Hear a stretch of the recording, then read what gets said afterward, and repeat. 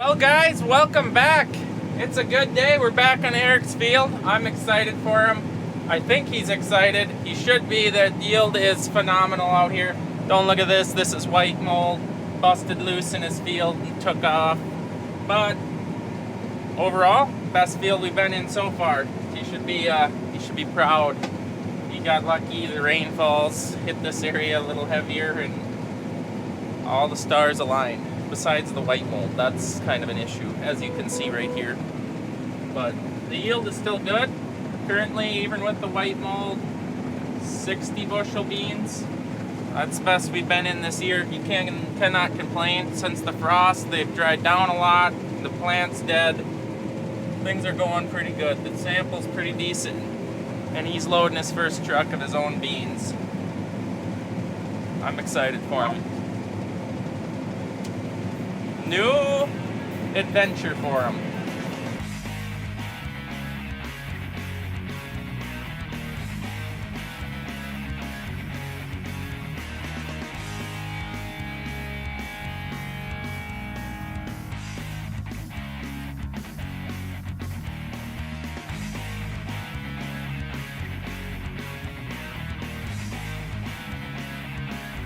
Oh my goodness!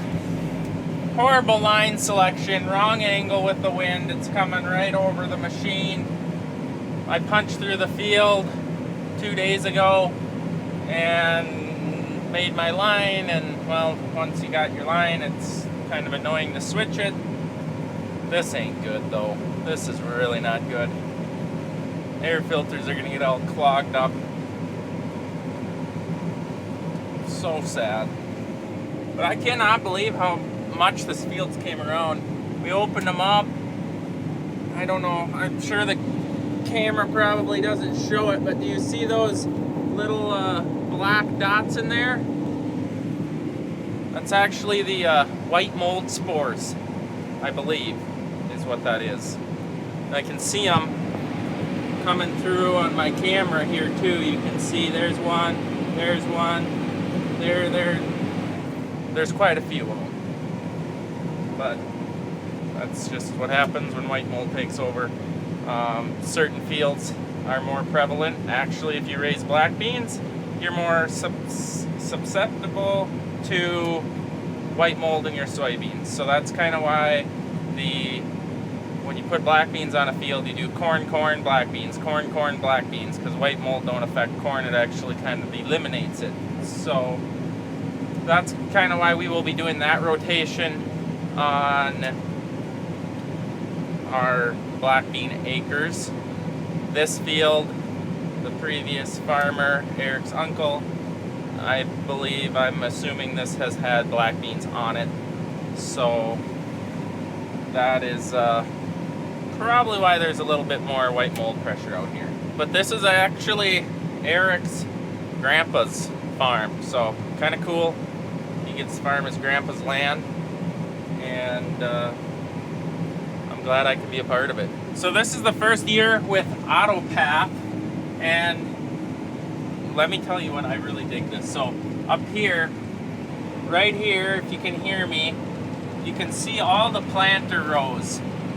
All them white lines are where the planter unit ran, and it knows when I'm on a row here, and it don't steer in the headlands no more. Just follow it around. Occasionally, I mean, curves and stuff like up here, we're curving, might have to take over, but for the most part, it's impressive. I like it, and this is what they actually use this. Oh, these are 17%. Eric ain't gonna like that, Doc. This is actually what they used to spray with too, so it worked pretty good. The guys didn't really hand steer too much, from my understanding. So that's a new feature that we've just gotten this year, and I highly recommend it. Like, I am not steering around this pretty aggressive curve right now, and I'm not missing any beans there. This side we don't really worry about. It's just gonna do what it does, but obviously the goal is to not miss any beans. But this is pretty impressive curve, and I am not touching the steering wheel, steering right around the corner. Pretty sweet. I like that. And he's rounded turn 2. Here's another view of it. I got my yield map going, but that's the curve I just rounded.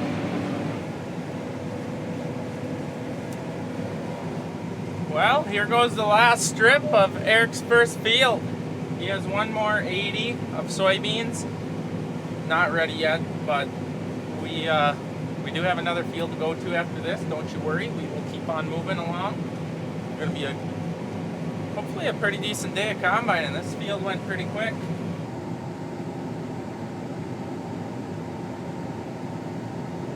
Remember that demoralizing event we had in my field 2 days ago?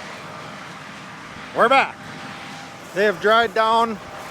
Chet's got 10-8, 11-8. Brody's about the same for moisture, just with making their first pass. So we gave them a couple days and they got a frost. And it actually evened up quite a bit. All of the beans have around the countryside here. Oh, let's get my beans into town.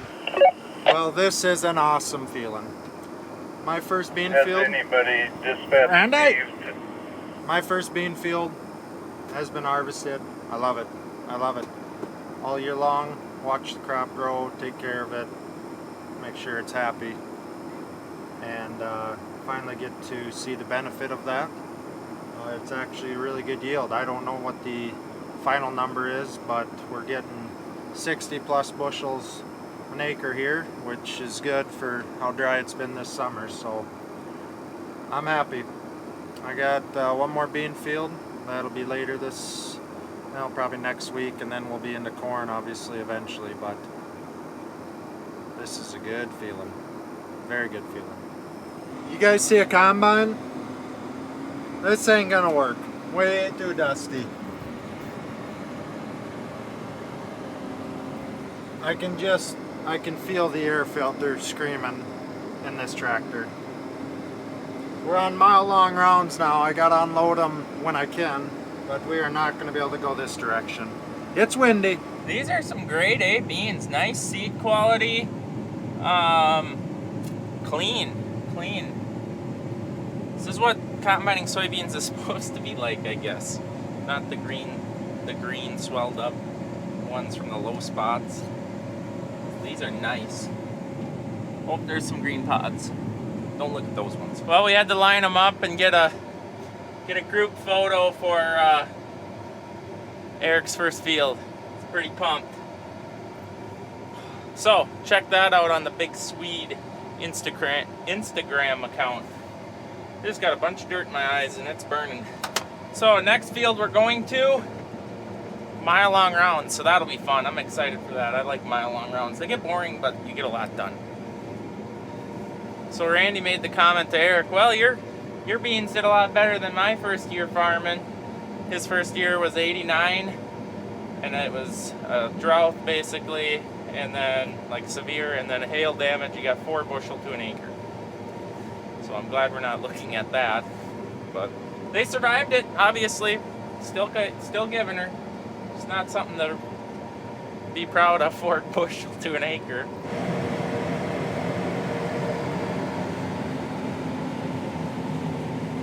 It's like a dust storm out here. Another field on wheels. Well, half the field. It's a beautiful half section, but the east side's wetter than the west side, so we planted the west side first. We'll have to come back for the rest of the 150 or 60 acres in, I don't know, maybe a week or so. It might be ready. So off to the next. Boy, isn't this a change of day. It clouded over. We had a little popcorn shower come through, but didn't shut it down. It wasn't that bad of a rain shower. I had to run the wipers for a little bit, but we're about done with a 35 acre field, and I think we'll be calling our quits after this one. Move back home, and then we're gonna head up north and west of the farm tomorrow and try to knock out 350 hopefully. You know, it's kind of our goal is to hit 300, but we've been up against green beans kind of holding us back. So hopefully tomorrow we get a full hard day combining in. Oh, just before dark we're done, so that's good. Get moved home, prepare for tomorrow. We're going to try to have a big day tomorrow. We're going to move up northwest of the farm in nice big square country. I think it's ready, or Randy thinks it's ready. So we are going to try to knock out a 300 to 400 acre day, depending how conditions are and how everything goes, with, granted, no breakdowns. But we've been on a good streak. No breakdowns yet in soybean besides sickle sections, which is a wear item. That just happens. That's been an above average year on those, actually. I don't understand why that's happening. Some years we'll only replace a couple. This year it's a couple per day.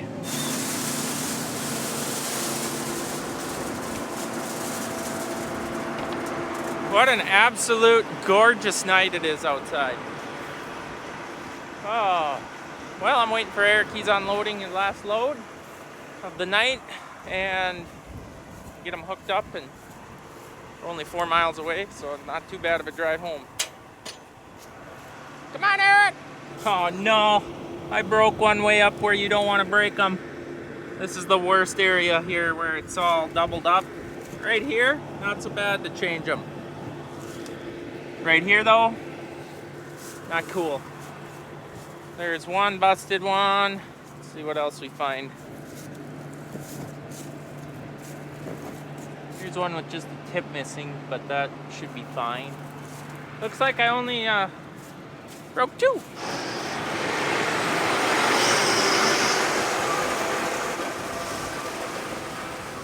Beaver coming 30 feet. Helps to turn the radio on. The radio track back or up 25 feet. Away from the ditch some. Beaver coming. 10 feet, 5, 3, 2, 1. 2 inches. Beaver coming. Half inch. There it is. Yep.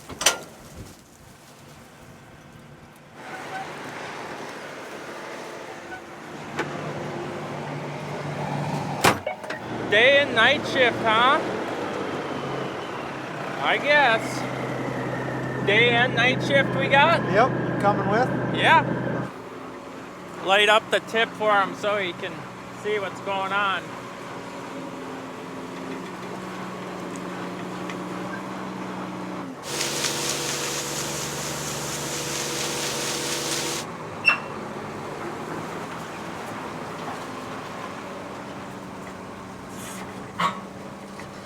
All right, I get to run the 4200 for a while.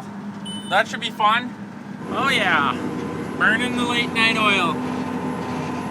Not something I often get to do, is tillage. But I'm digging this 4200. It did great on black beans. We are doing soybeans. I obviously can't really show you what it looks like, but I've done that pass right there. It is getting it plenty black for what we like, so I think this is going to be a tool that's going to fit very nice on the farm. Forgot my camera in the tractor. I know, I know, mine's gone. Stole my people. We got to finish the video. What time did you get done spreading last night? Midnight. Midnight? I was sleeping at that time. Yeah, that's pretty typical. Oh yeah. The fall hours are here. Are you excited? We're back. We're back. We're back. Yeah, I'm excited. It's about time. All right, guys. Thanks for watching this video. We'll see you in the next one.